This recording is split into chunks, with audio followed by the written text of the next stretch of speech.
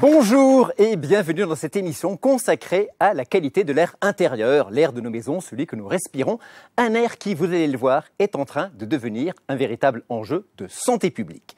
Pourquoi aujourd'hui l'air intérieur devient-il plus pollué parfois que l'air extérieur?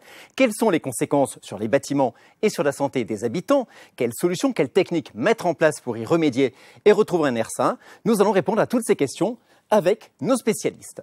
Et pour commencer, nous allons prendre l'avis d'un bureau d'études spécialiste en rénovation. Pourquoi aujourd'hui cet air intérieur est-il en train de devenir un problème? Quelles solutions peut-on y apporter? Magnéto.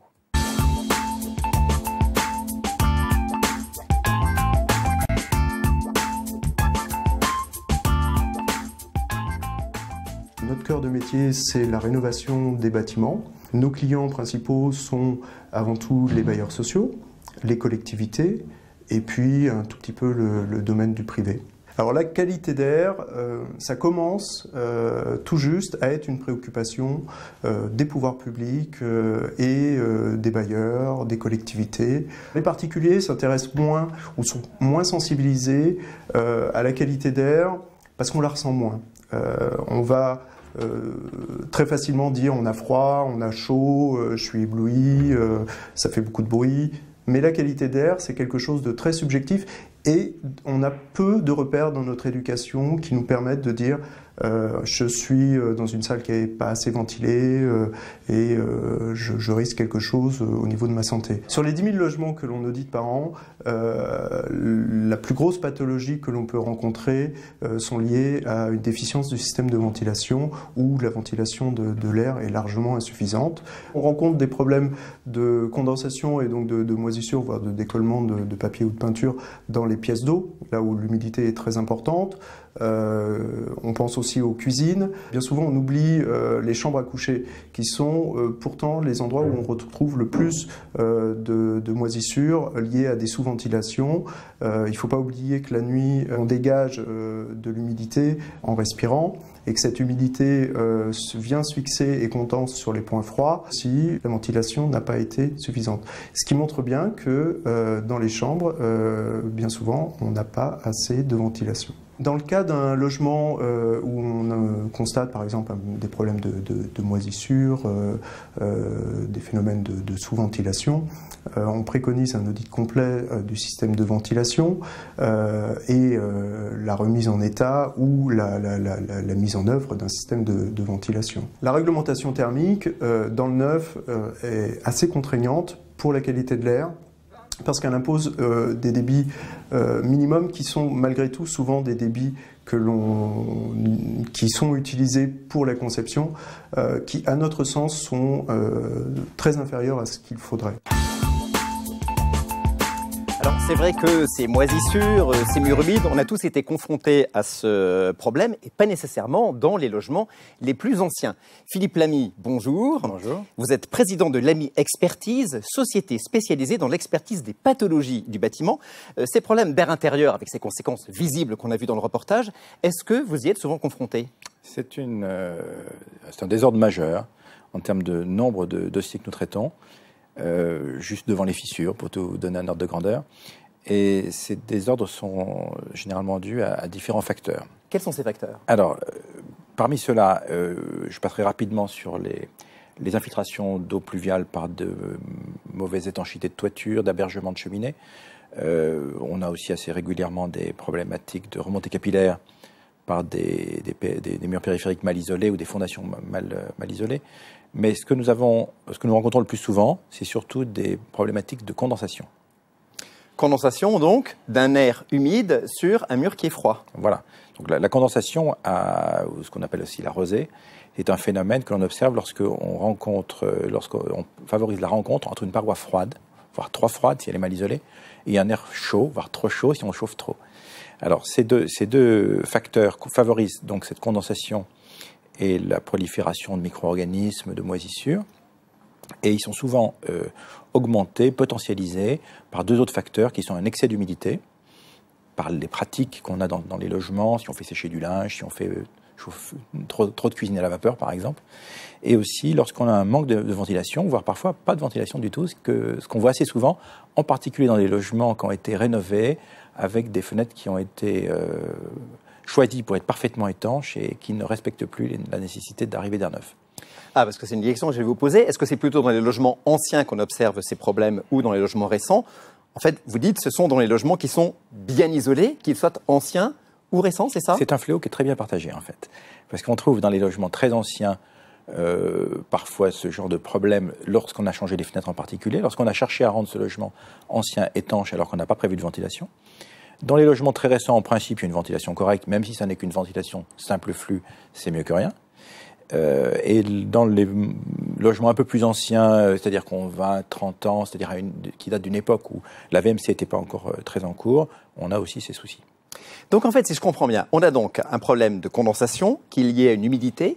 Il y a de plus en plus d'humidité à cause de nos habitudes et par le fait qu'on n'aère plus et qu'on a des logements qui sont de moins en moins bien ventilés parce qu'on les a rendus étanches avec de l'isolation, on a mis des nouvelles fenêtres, on a bien isolé. Donc en fait, est-ce que ce n'est pas une pathologie qui est en train de se développer? Alors, elle se développe pour deux raisons. Il y a les mauvaises pratiques, c'est-à-dire qu'il y a les habitants qui utilisent leur logement au mépris des règles les plus élémentaires pour prévenir ce désordre, par ignorance du phénomène. Notamment, il est assez courant que lorsqu'on voit de la condensation chez soi et lorsqu'on voit des moisissures, on augmente le chauffage pour assécher l'air, ce qui est le contraire qu'il faut faire, puisqu'on augmente le différentiel et le point entre de rosée. La chaleur de l'air et la paroi froide du mur. Il est assez courant également qu'on voit des gens obturer les entrées d'air frais dans une maison qui est dotée d'une VMC, pensant que c'est de l'humidité qui vient de l'extérieur, alors que du coup on fait cesser le flux de renouvellement, ce qui est également une mauvaise chose. Et plus alarmant, me semble-t-il, est la tendance des nouvelles réglementations qui consistent à vouloir préserver absolument l'économie d'énergie au détriment du nécessaire renouvellement d'air pour un impératif de santé publique. Et oui, parce qu'on se dit, si on fait rentrer de l'air froid, je vais devoir dépenser plus en chauffage. Tout ça montre que quand on a ces problèmes, on vient de voir quelques photos avec ces moisissures, ces condensations, que les habitants n'ont pas conscience de l'origine du problème. Ils n'ont pas conscience de l'origine du problème, certainement, et c'est pour ça qu'ils répondent souvent de manière désordonnée et contre-efficace face à cette problématique, ce qui les amène au final à prendre le conseil d'un professionnel. Et puis aussi, je crois qu'ils ne sont pas accompagnés dans cette bonne gestion par le fait que l'accent est mis sur l'économie d'énergie, point barre. On ne parle pas assez de l'enjeu de santé publique. Est-ce que cette pathologie du bâtiment, comme vous les qualifiez, peuvent affecter la valeur vénale, la valeur du bien immobilier ? Alors, je viens à l'instant de parler de l'enjeu de santé publique. Il y en a un autre qui est assez considérable également. C'est la valorisation des immeubles qui sont confrontés à ce type de désordre. Très souvent, on affecte effectivement la présentation visuelle de l'immeuble, les embellissements, la propreté, et on oblige à faire des réfections dites de propreté. Mais parfois, ça va bien au-delà, car lorsque l'humidité se développe, on peut avoir des éléments de structure qui sont affectés, que ce soit simplement par la corruption, le pourrissement d'éléments de structure en bois, voire même à l'extrême, et dans des cas heureusement extrêmement rares, le développement de mérules, par exemple, qu'on appelle aussi la lèpre des maisons, et qui affecte même la maçonnerie. La mérule, qui est une conséquence, même si elle est rare, voilà, mais extrême, du manque de ventilation et de renouvellement d'air. Absolument. Philippe Lamy, merci beaucoup pour ces témoignages. Là, on a vu votre vision d'expert un peu globale. Je vais maintenant demander à monsieur Simonin de bien vouloir nous rejoindre sous vos applaudissements. Merci. Alors, Cédric Simonin, vous êtes directeur du développement du groupe Vivialis, constructeur de maisons individuelles. Alors, on a parlé du cas général des pathologies que rencontre fréquemment dans l'exercice de sa profession monsieur Lamy. Vous avez l'habitude, vous, de construire des logements neufs. J'imagine que le problème de la ventilation et de l'air intérieur se pose aussi. Alors, le problème, il se pose, mais bizarrement, ce n'est pas une préoccupation du client final. Il y a une multitude de préoccupations lorsqu'il achète un logement, mais la préoccupation de la qualité à l'air, ce n'est pas quelque chose sur lequel il est sensibilisé immédiatement. Est-ce que la réglementation est là pour vous aider à apporter des solutions et à convaincre vos clients de la nécessité d'une bonne ventilation ? La réglementation et les nouvelles réglementations thermiques se sont focalisées sur une performance thermique au détriment du confort.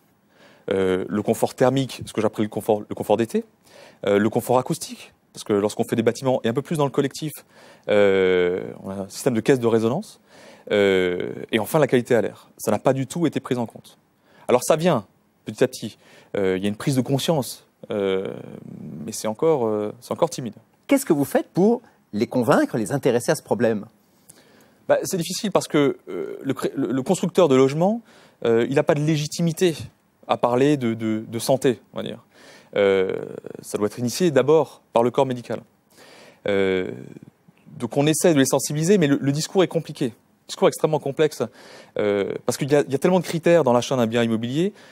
Appuyer sur ce critère-là, c'est compliqué. Et imaginez maintenant, vous mettez à la place de quelqu'un qui est en train de vendre un bien, le commercial, il va vanter les mérites d'un bâtiment dit nouvelle génération, je vais l'appeler comme ça, en disant oui mais c'est super, c'est génial, c'est l'avenir, vous consommerez moins, mais par contre pour la santé, c'est un petit peu moyen. Le discours, il est compliqué à tenir.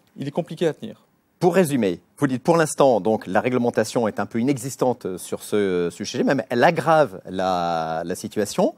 Les seules personnes qui sont sensibles à la qualité de l'air, ce sont des personnes qui ont été confrontées à des problèmes liés à ça, au travers de leurs enfants, de leur expérience passée dans des maisons ou des appartements. C'est peut-être le levier sur lequel il va falloir agir, parce que dans un but qui est noble d'ailleurs, puisqu'il s'agit de protéger tout le monde contre les pollutions de l'air intérieur.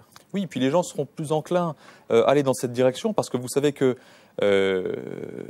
motivation importante à mettre la main au portefeuille, parce que c'est quand même le nerf de la guerre, parlons-en, c'est 1, la sécurité, et 2, la santé.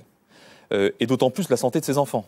Donc là, on est prêt à entendre un discours ou à écouter ce discours si tout d'un coup on vient à dire « attention, il peut y avoir des risques ». Voilà. Merci beaucoup Cédric Simonnin.